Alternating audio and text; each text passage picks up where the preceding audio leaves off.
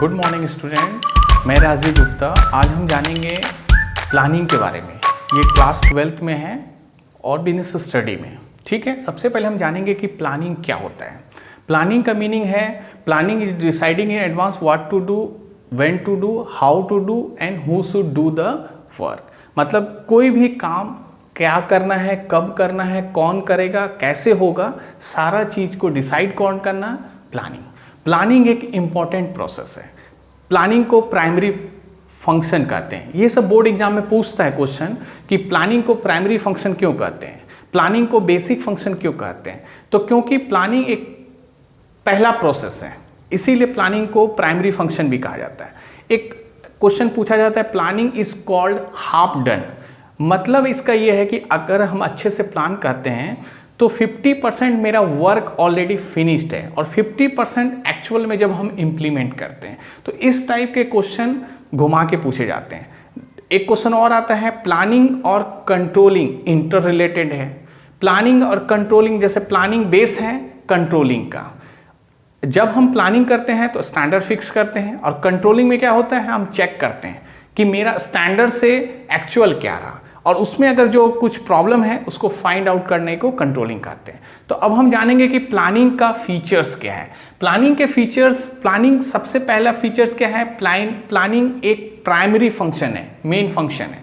Planning एक pervasive function है। क्यों? क्योंकि प्लानिंग के अंदर ही सभी फंक्शन आते हैं, जैसे है स्टाफिंग है, डायरेक्शन है, ऑर्गेनाइजिंग है, कंट्रोलिंग है, सभी प्लानिंग के अंदर आते हैं। दूसरा नेक्स्ट है इसमें प्लानिंग एक कंटिन्यूअस प्रोसेस है। कंटिन्यूअस क्यों कहा गया, ये क्वेश्चन आता है 1 मार्क्स या 2 मार्क्स में। क्यों कहा जाता है प्लानिंग को? क्योंकि प्लानिंग कभी एंड नहीं होता। हर दिन प्लानिंग में आपको अपग्रेडेशन करने की आवश्यकता है, हर वीक में, मंथ में। जैसे कि आपने मान लीजिए आप बोर्ड एग्जाम दोगे और आपका गोल है कि आपको 95% से भी ज़्यादा स्कोर करना है, तो आप क्या करोगे कि आपको हर एक दिन स्टडी करना है, हर वीक में मेजरमेंट करना है, हर मंथ में आपको अपग्रेड करना है और हर 3 महीने 6 महीने का जो एग्जाम होता है स्कूल का, आपको उसको देखना है। लास्ट में आपका क्या टारगेट होगा, प्री बोर्ड में आपको अच्छा स्कोर करना। अगर आप इतना चीज़ कर लेते हो तो ईजिली आप जो फाइनल एग्जाम होगा उसमें आप अच्छा कर सकते हैं। देन जानेंगे कि प्लानिंग को, जैसे ये क्वेश्चन 1 मार्क्स में आता है कि प्लानिंग को फ्यूचरिस्टिक क्यों कहा जाता है। ऑब्वियसली बात है, जहाँ तक है कि प्लानिंग में हम फ्यूचर के बारे में सोचते हैं। जैसे यहाँ क्या था, हमने फ्यूचर के बारे में एक गोल बना लिया कि मुझे इतना % मार्क्स लाना है, तो ऑब्वियसली है कि प्लानिंग एक फ्यूचरिस्टिक हो गया।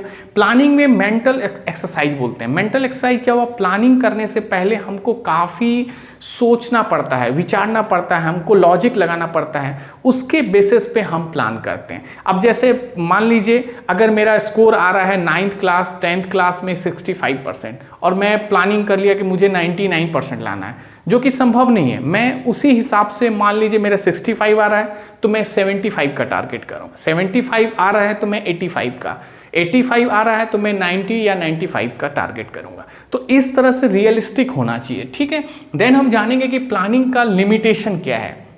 प्लानिंग का लिमिटेशन क्या है, प्लानिंग करने से हमको क्या है, रिजिडिटी आता है। रिजिडिटी मतलब क्या है कि प्लानिंग करने से हम एक रिजिड हो जाते हैं, जैसा प्लान किया है उसी हिसाब से हमको चलना पड़ेगा।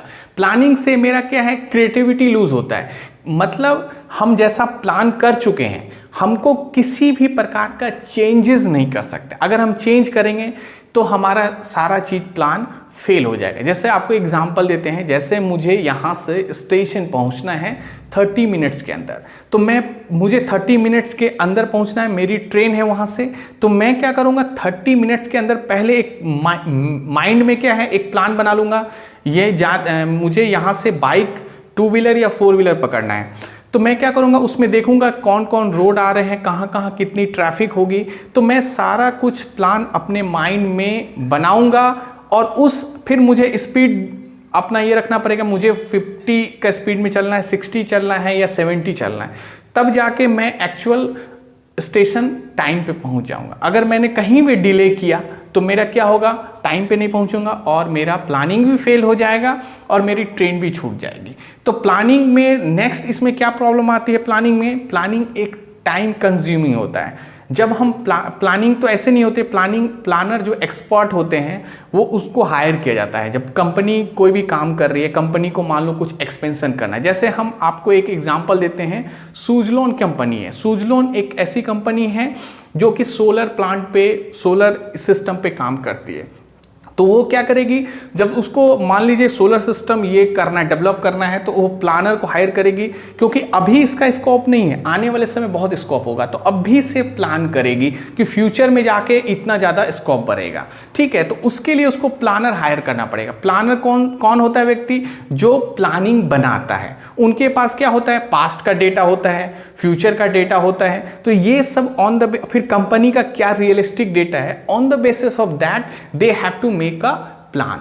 तो इसीलिए प्लानिंग में बहुत सारा टाइम भी जाता है और एक्सपेंसिव भी है, क्योंकि उनको सैलरी देनी पड़ती है, तो इट इज़ टू कॉस्टली। और प्लानिंग से, जैसे मान लीजिए यहाँ पे सुज़लोन की मैं एग्जांपल दे रहा था आपको, प्लानिंग तो कर लिए, लेकिन क्या होगा अगर कुछ टेक्नोलॉजी चेंजेस आ गए तो क्या होगा? प्लानिंग से सक्सेस नहीं हो जाएगा।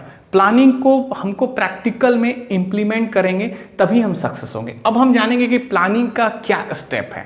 प्लानिंग करने से पहले हमको क्या किन किन बातों पे ध्यान देना पड़ेगा। पहला क्या है, हमें एक ऑब्जेक्ट डिसाइड करना पड़ेगा। जैसे यहाँ सुज़लोन की बात हो रही थी, तो उन्होंने क्या डिसाइड किया कि आने वाले समय में अपना मार्केट शेयर उनको बढ़ाना है। Setting the objective, developing premises. Premises क्या हो गया? पहले से एजम्पशन बनाना पड़ेगा। अगर एजम्पशन बना देंगे कि ये कंडीशन, अगर सुज़लोन की बात हो रही थी, सुज़लोन ने क्या किया कि आने वाले समय में इतना डिमांड होगा सोलर सिस्टम का, अगर क्या होगा पहले से एज्यूम किया गया, अगर वो नहीं हुआ तो पूरी तरह से फेलियर होने के चांसेस है। देन क्या है? अल्टरनेटिव। थर्ड में क्या है? Identifying alternative course of action. क्या क्या अल्टरनेटिव हो सकते हैं? हमको जो मार्केट शेयर बढ़ाना है तो क्या क्या अल्टरनेटिव हो सकते हैं? ठीक है, उसमें से हमको क्या है? बेस्ट अल्टरनेटिव को पिक करना है। पिक कर देंगे, selecting the best alternative. Then क्या करेंगे? मुझे उस प्लान को एडॉप्ट करना है। देन हम क्या है? फॉलो अप करेंगे। तो इसका मतलब क्या है? जैसे हम प्लान अगर बनाते हैं, मेरे पास जैसे कोई भी कंपनी जब लॉन्च होती है, जैसे मैं आपको लास्ट क्लास में भी जियो का एग्जांपल दिया था।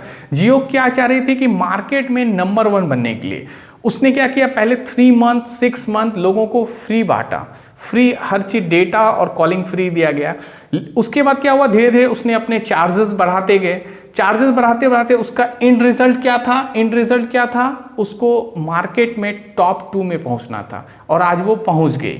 ठीक है, उसने बहुत सारे अपने अल्टरनेटिव तैयार किए और उसने पिक किया, टावर लगाए, और उस अल्टरनेटिव के माध्यम से आज भी फॉलो अप कर रहे हैं, तो वो आज नंबर 1 पे बनने की कगार पे। अब हम जानेंगे कि प्लानिंग से हमको क्या फायदा होता है। अगर हम प्लानिंग कर लेंगे तो क्या होगा? मेरे पास एक सर्टेन डिसीजन हो सकता है कि मुझे ये करना है, मेरा रिस्क रिड्यूस होगा, मुझे एक प्लान ऑफ एक्शन में आगे बढ़ने में मदद होता है। तो ये सब एडवांटेज है प्लानिंग के। Thank you.